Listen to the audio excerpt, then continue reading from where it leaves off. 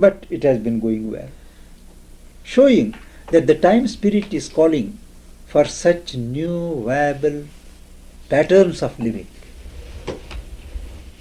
I would say, if you ask me to sum up what is the central feature, I would say of Auroville, I would say it is communism plus God.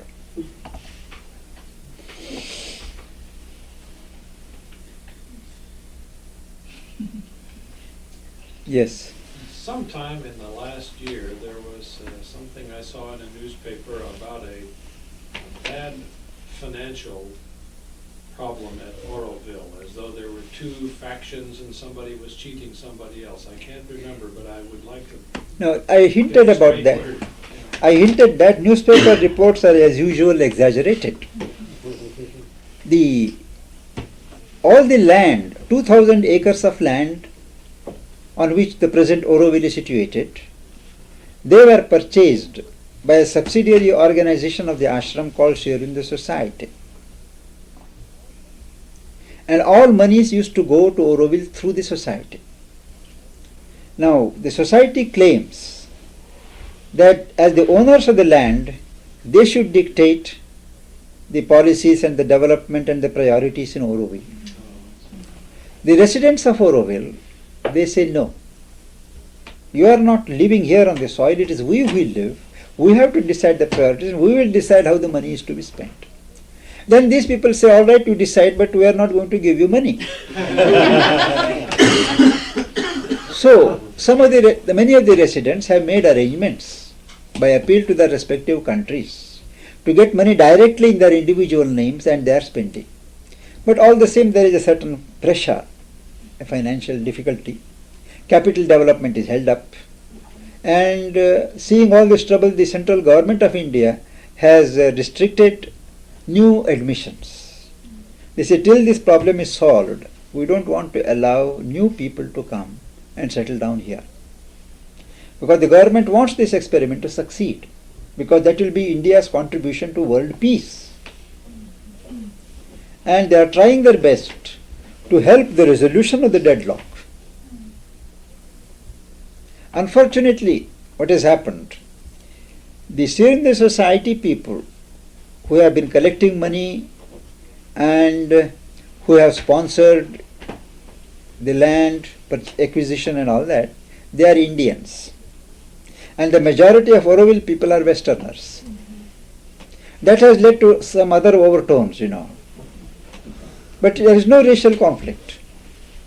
But both the parts are harping upon that this is an Indian and a non-Indian problem. But it is not so. There are Indians in Auroville and there are Westerners in the society faction also. Luckily.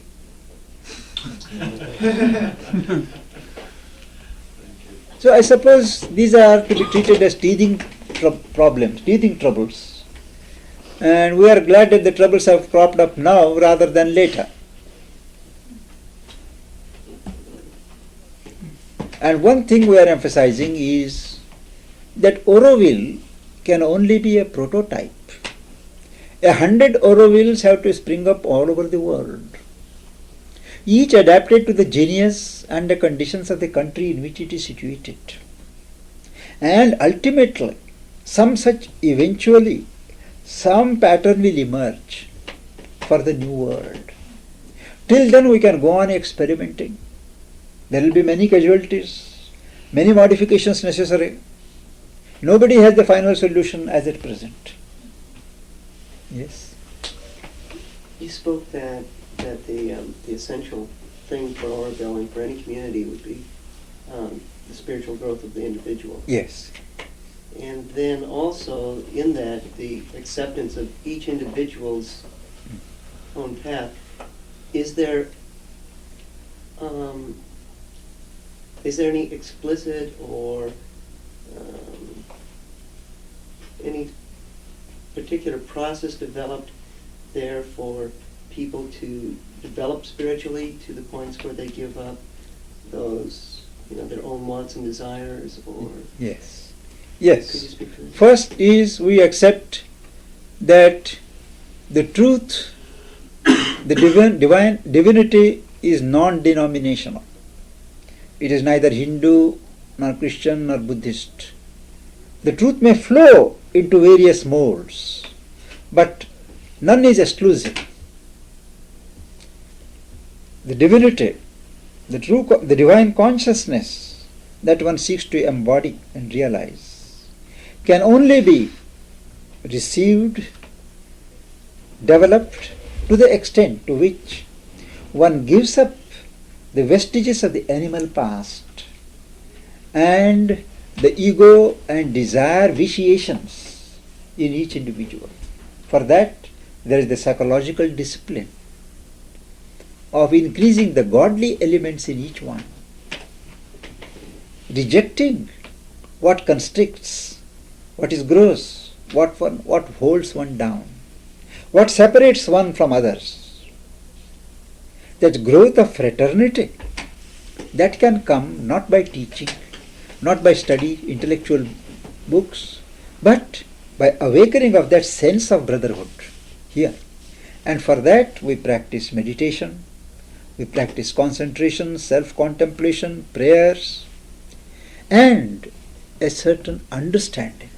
One of the rules of our life is never to judge a person, but always try to understand a person.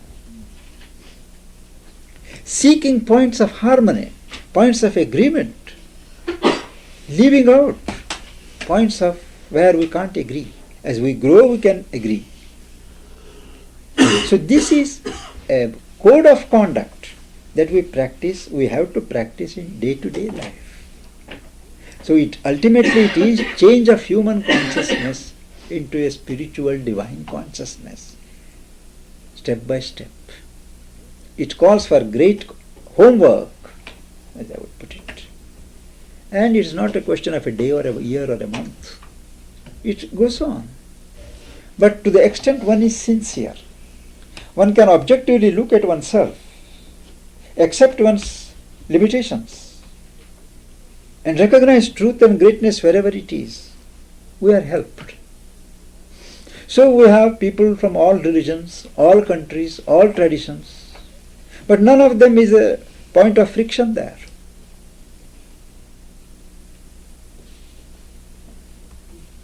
It's the sense of objectivity about oneself. Yes, and, yes, and yes.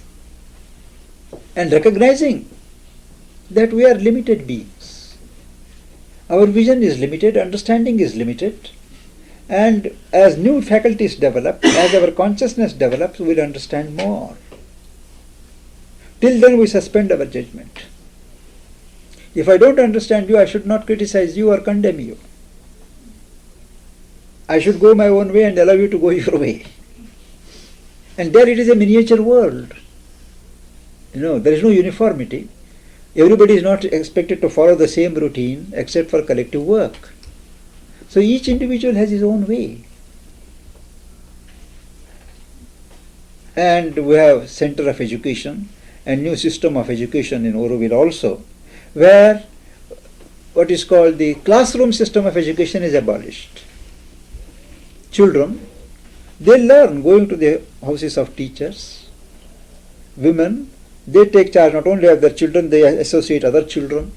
They give them what is called kindergarten training, art, music, open air education. Something in tune with nature, giving freedom, finding out the potentiality of each child and encouraging that child to pursue those lines of development. Having a kind of unseen supervision over the education, but letting each child feel free.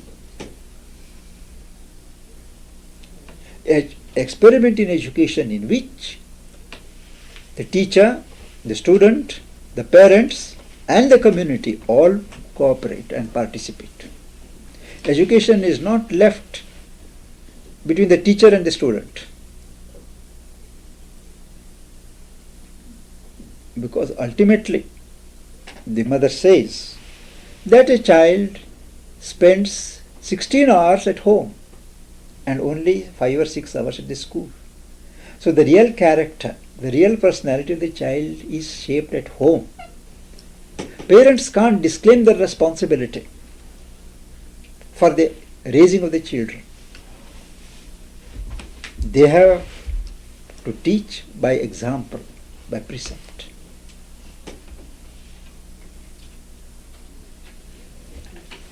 So it is a total involvement of the entire society in the raising of children.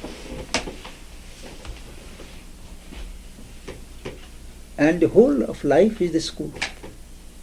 Education is a continuing process which does not stop either with the college education or the universities.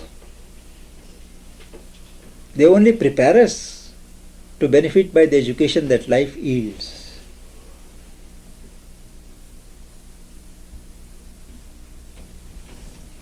I have a question. What you just said made the home and the parent sound very important. Yeah. What you said about Auroville Yeah. seemed very different than that, as though the parent in the home is not important. As long as the children stay with their parents, the parents have a responsibility. But once society evolves to the stage where children don't stay with parents or families, that society itself is involved. But in the ashram, for instance, or in the other parts of India, for instance, it is a very conservative society. Children do stay with their parents and families. So it is there that we are working out the new lines of education, outside the ashram and Auroville also. But within Auroville, the whole Auroville community accept the children, all children as their own, and they participate.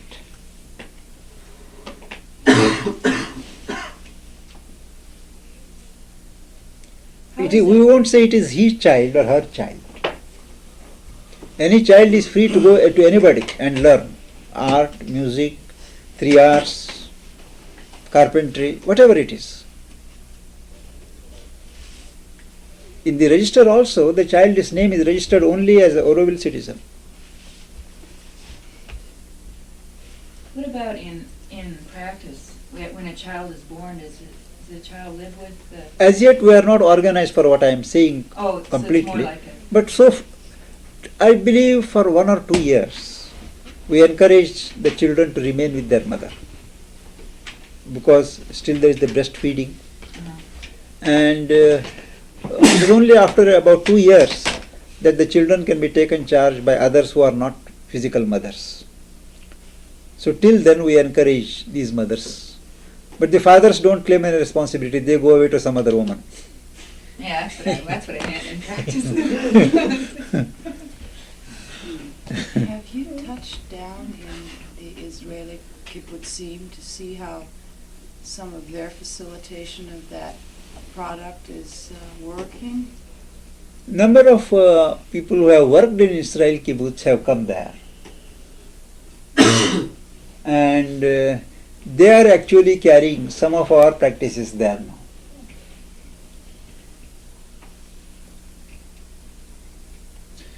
I can't help relating to this in terms of seeing, on the one hand, how within India you have this very strong, in some ways rigid family tradition. Yes. And at the same time seeing how in American society, the family has gone through, Yes. it has been loosened in a great many ways. And I'm feeling, and I think I'm picking up some other people feeling, how, I feel an appreciation for what is being done in Auroville to sort of break away from that rigidity within the Indian environment and within the psychic environment that is around Auroville. At the same time, can take those same essences and see how some of us here in America are, after having gone through the cultural period of the dissolution of the family, are now looking at ways in which that comes together at a new level, in a new way, in which the roles of male and female are quite different. And it's not a question, I guess I'm just making a sort of a commentary. The feeling that from that perspective, I don't necessarily see as a goal, a situation in which the children after the period of breastfeeding are taken care of by experts and whatnot. But I would much more see as a goal a situation in which, just as you have all this beautiful diversity of spiritual approach, you also have the diversity in which you have continuing family units, but the children are also feel free to participate in other family units, and in which you can hold in consciousness at the same time the appreciation of what a single family unit may mean, and without that at all being a barrier to the universality. This again and again, there's the mind likes to set up these contrasts and say that this is one pigeonhole, that's another pigeonhole, you can't stick it in both. And yet, in consciousness, one can in fact embrace, and in experience, one can embrace a situation where you have those what seem to the mind like opposites together. There we have encouraged individuals who have common interests, common love, to live together. So there are instances of a man, woman and their children living together continuously with great love as a unit. We may not call it a family unit, but they live as units. But there is a certain, not binding, simply because they live together, simply because there is a child, they have to live together. It is not that. It's not from outside. It is a voluntary association. And in this country, what we are passing through is a transitional stage. The breakdown of the family is inevitable all over the world. But once the individual family units break down, the whole society becomes one family. The society should claim and be responsible for each individual. The individual and this collectivity have to be one, well knit. And this whole collectivity of the society becomes a family, so that no individual is left. Today, when the family unit is broken, the individual is forlorn here. There are old people who are not looked after by the youngsters. Young people for whom the parents disown their responsibility. Marriage is broken. We have seen instances of women, of men, all drifting. But these are, I suppose, transitional periods. But if a world family, world unity, oneness of world, one world has to emerge, our individual blood-related families have to become things of the past. If blood is the thing that's holding Yes. you together, rather than a communion of soul, Exactly. then it's no good. Yes. But, Otherwise, very good. Associations, why not? We have friendships, nobody objects to it. I may be his friend, I am an Indian, he is an American. But we are greater friends simply because we are not forced to be together. We can choose to be together, separate whenever we like.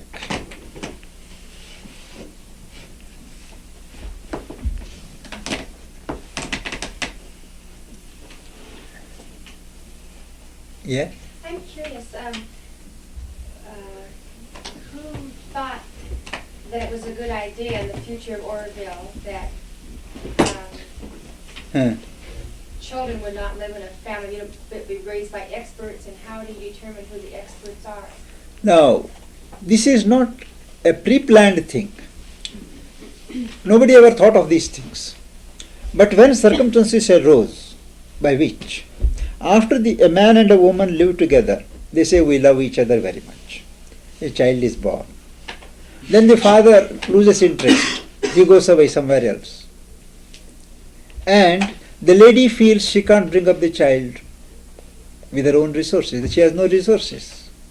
So the society has to accept responsibility for the child.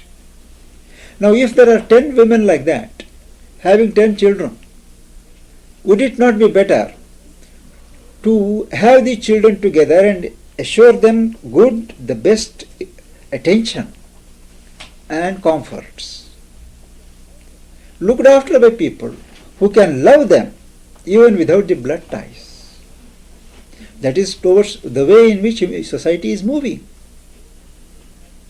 But it is not that these women shall not participate in the raising of the children. They can very well do that. They can undergo training. And we have a number of women there who are undergoing this training now, who like to do that kind of work, to bring up children, not only there, the others, to teach them. We have certain experts from England and other places who are training them. It will be as a necessity, not as a choice. Because I personally feel that an impersonal love of the type or attention of the type that you can give in such an institution, which is no substitute for personal love of a mother for her child. But I think I still belong to an old world. And that is my honest difficulty. Yeah, it just seems like it may be better if you could always be sure that the mother and the father had a commitment before you... But many times it happens that the mother also is anxious, to be free and to have her own different life. If she is assured that somebody will look after the children, very well. Yeah, I know. So that's a thing that would really be good to focus on, the commitment of the two individuals rather than just saying, well, if I get tired of the baby crying, I don't know. It bothers me a little bit, the lack of commitment between the two individuals. It sounds like two individuals have a child together and one of them just decides they're tired of it. It's kind of okay to go off and leave and someone else is going to raise it. I think that's... Even in Auroville, where we are doing this, we have yet to come across real commitment of love. Usually it is an interest of sex rather than commitment of love. That has still to come. Many times sex masquerades as love.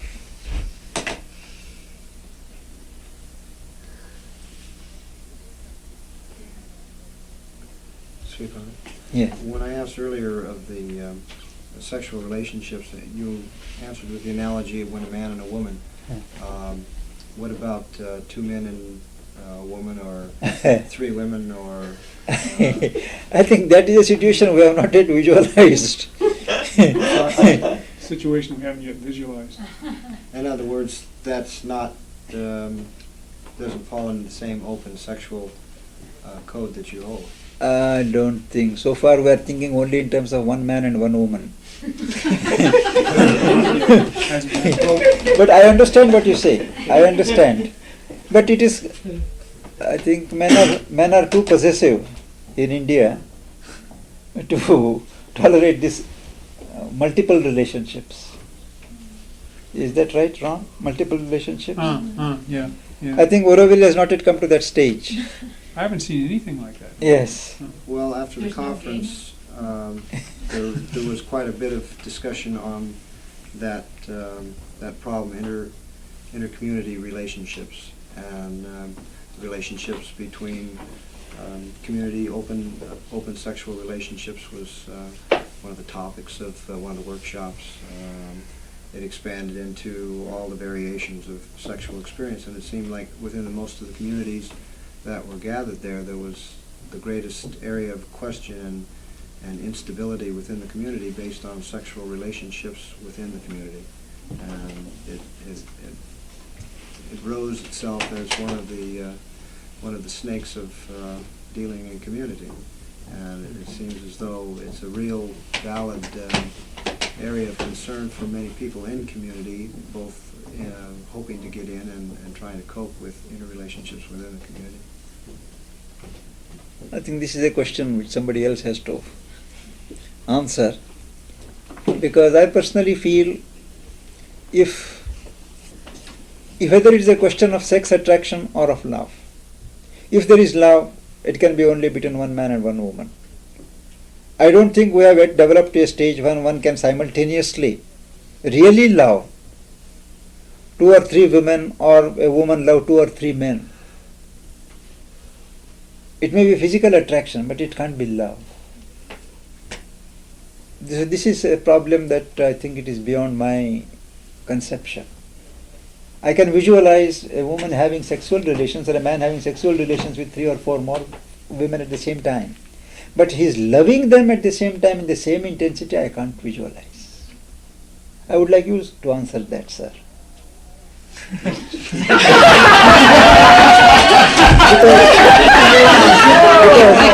you are more familiar with the American background. Pardon? You are more familiar with the Western background. And I am not. I can't visualize it either.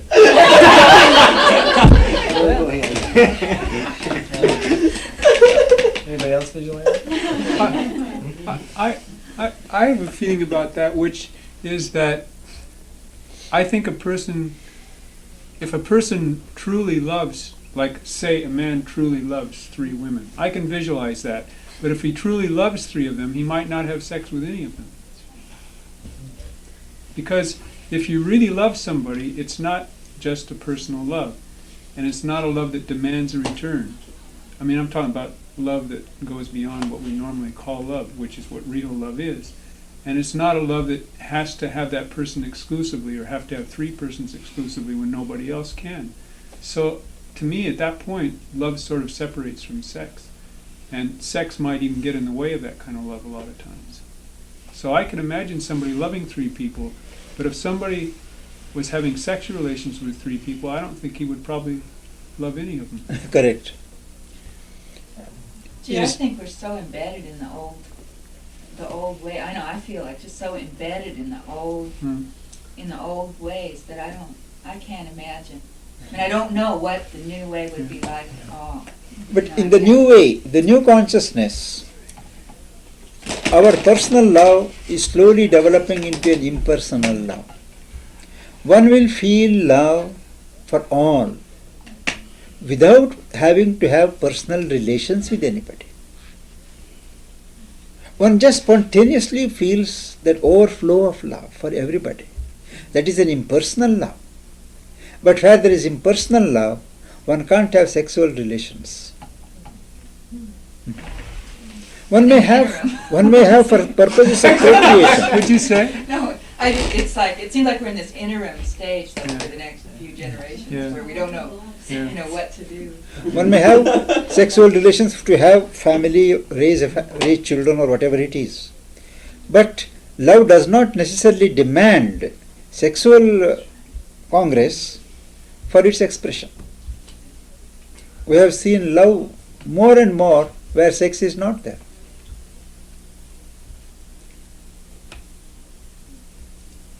There was a thing in Dear, I know this sounds going from the sublime to the ridiculous, but there was a piece in Dear Abby 2 days ago where this woman wrote and said, listen, I don't know if we're crazy or not, everybody says it can't be done, but my husband and I have never had sexual consummation and we love each other. 20 years or so they have been there. What do you say to that? She said to Dear Abby. Yeah. So what did Dear Abby say? Dear Abby said, that's terrific, she said, but if you ever find out what you're missing, you might really be upset.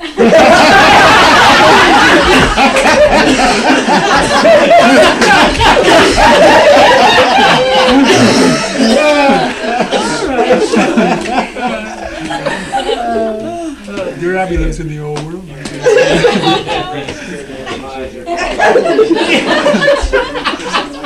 think you should. I think this is what the discussion is. I'd be interested in knowing a little more about life in the ashram as different from in Auroville, and also in what kind of relationship presently exists between the ashram and Auroville. Is there much exchange between members or sharing of life? Now, this is a valid point. In the ashram we live as spiritual seekers. We are not there to build a community or to establish a pattern for a new society. We are there individually to realize the divine consciousness and express it in our individual lives and in collective relationships. So we have our own discipline on the lines that I mentioned. But in Auroville things are different, and it is a kind of extension of ashram, though the model of life is different. But there is no fruitful relation between the ashram and Auroville, because people in Auroville, they consider us to be people of the old world. They are developing the dangerous mentality of being special people, elitist mentality, somebody in the vanguard of human progress. Now this elitist mentality is the ruin of every community ultimately. If you are spiritual, if you are developed, if you have higher consciousness, you must be more humble. You have more humility. The God's grace can't thrive in an atmosphere where there is arrogance, where there is this pride, And many new communities that I have visited, both here and elsewhere, whether they express it or not, they are infected with this poison that we are superior, we are something special. And they may express politely and all that, brotherhood and all that, they may talk, but inside they have this mentality. And in Auroville, this mentality is started creeping in. Auroville, to be members, do they come with their main emphasis to be a spiritual seeker, or? Some came, during the 60s there was a hippie movement, Invasion of the East. Lot of hippies have come there. And some of them have shaped very well. Some of them continue that hippie mentality, though not the hippie habits. And they refuse to accept any kind of discipline. And they feel that this is old world spirituality. I read part of something that Sally picked up that Auroville had printed, and in the first third of it, the part that I read, I very much saw that missing. I mean, the emphasis was totally somewhere else, and and so I was questioning sort of the spiritual basis of the spiritual focus. Yes. And we from the ashram feel that Auroville is unable to progress because they are not accepting the practical consequences of the spiritual basis of Auroville. They are not practicing spiritual principles in their lives. That is why it is not developing. So wherever a new community, the new consciousness has to be formed in us. We have to take steps for that. Part of the appeal of being on the vanguard, Yes. I think also shows up in terms of an interest in adopting forms that seem like they're on the vanguard. Yes, yes. Just like the family things Yes, we were yes. talking about.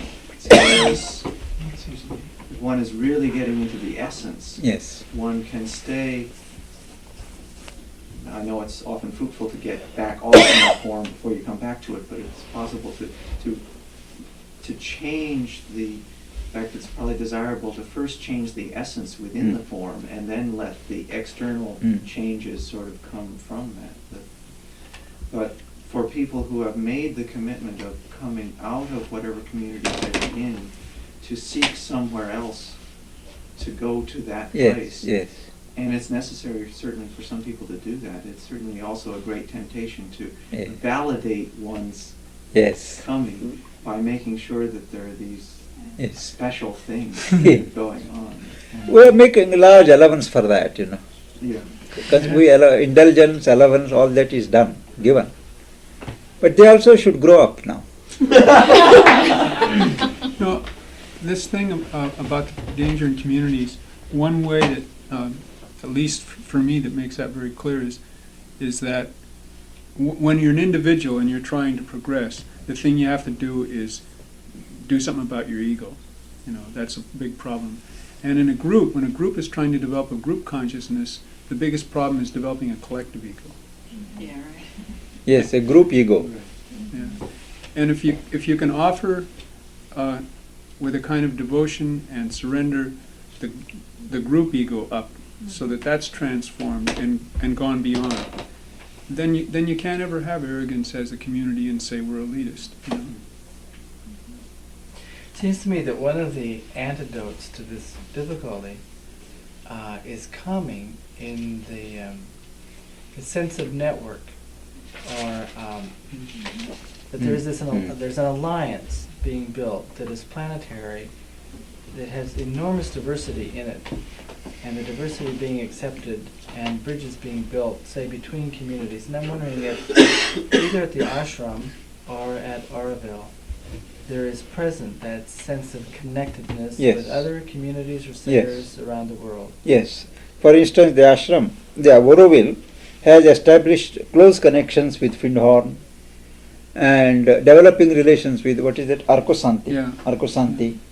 And things are in progress in that direction to coordinate and inform each other of their progress, and that is developing now. What about the ashram?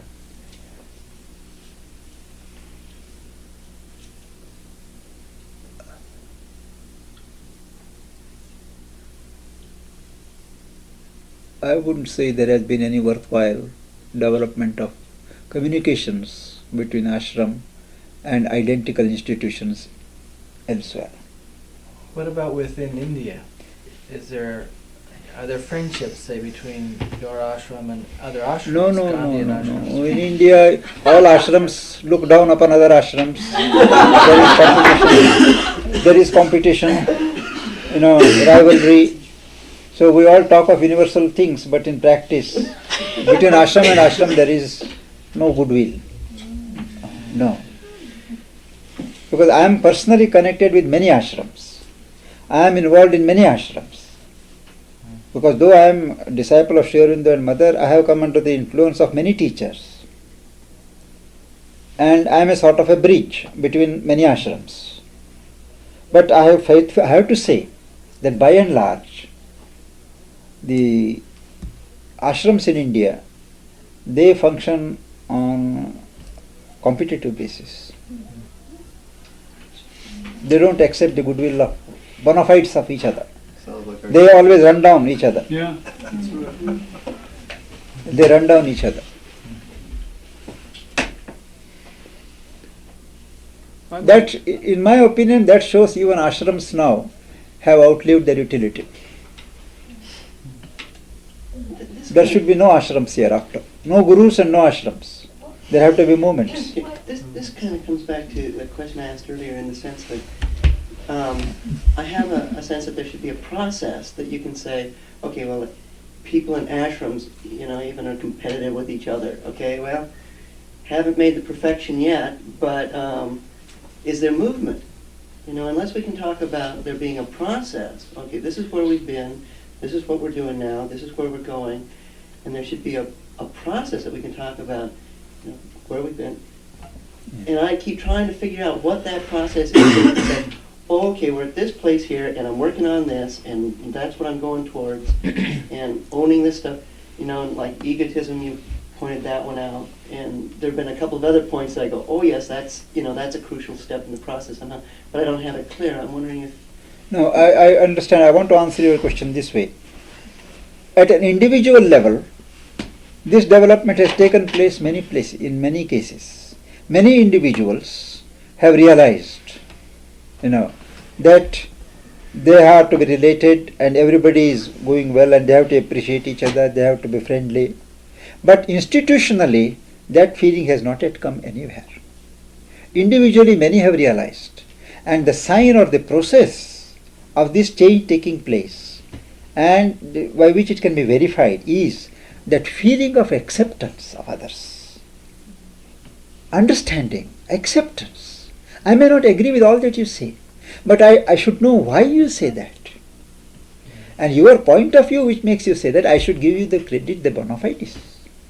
Now, on an individual level, this has developed today more than, say, 10 years ago in the world.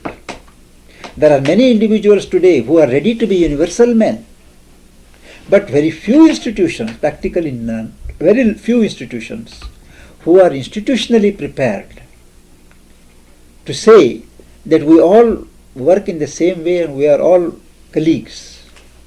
No. Even after the Pope issued his ecumenical, what is that, cyclical or something, there are a lot of dialogues. For instance, even in India, between this religion and that religion, the seminars are held and all that. But each one is trying to cut the other. You see, they will come and study our scriptures, our people will go and study their Bible, find out the weak points and... But aren't the institutions created by men? I mean, aren't No, they? that's you know, true. But you know, man as an individual and man as a collective being are different yet. Yes. Yeah. Okay, but so that's a part of the Yes, human growth. change, yes. Is to learn how to Yes. work in groups Right. in a way that's more consistent with how Yes. we Yes. would work as an Yes. individual. Yes. Now we have come to a stage when within an institution we work together as colleagues, as friendly spirits, as a fraternal group within an institution. But when it comes to another institution, there is rivalry. That means our practice is not yet perfect. It seems to me that the diversity that I'm perceiving in all of the striving for oneness is a kind of dance. And it's the vehicle by which we can learn to dance with one another. Well, let us hope. Dance turns into fisticuffs. What is your personal role? I mean, it sounds Yes. like the ashram. You're in a different place than the ashram, and a different place than He certainly is. Aurobindo. Yeah. So In consciousness, physically I am in the ashram. You see, physically I am in the ashram, but in consciousness I am in ashram in Auroville, and I am in all groups which are striving for the unification of man. are you supported by the people in the ashram? No, In, no, I am not. But I am supported by the people in India. Even those who don't have friendly feelings for us, individually they back me up and they support me. For instance, my tour and everything here in America is sponsored by the Theosophical Society. But I am not an active Theosophical member. I don't propagate Theosophical philosophy. I have my own philosophy, But they feel I am acceptable to them because of my approach. I try to find bridges between their tradition and other traditions. I appreciate their three broad objectives, and I subscribe to them. Universal brotherhood, unity of knowledge and comparative study of all traditions, and exploration of nature, individual and collective. Nobody can take exception to these. And I feel a universal religion will have to be on something on this model, on these lines. It may not be any Sophie, philosophy or theosophy or whatever it is, but it will have to be in this direction, which will embrace all traditions, the fundamental basis of all traditions, which will accept. I think, sir, we have to leave 9:30, we have to catch the ferry. Yeah, okay. I have other appointments tomorrow. Yeah. Right at 11 o'clock, I think we have to come back to Seattle.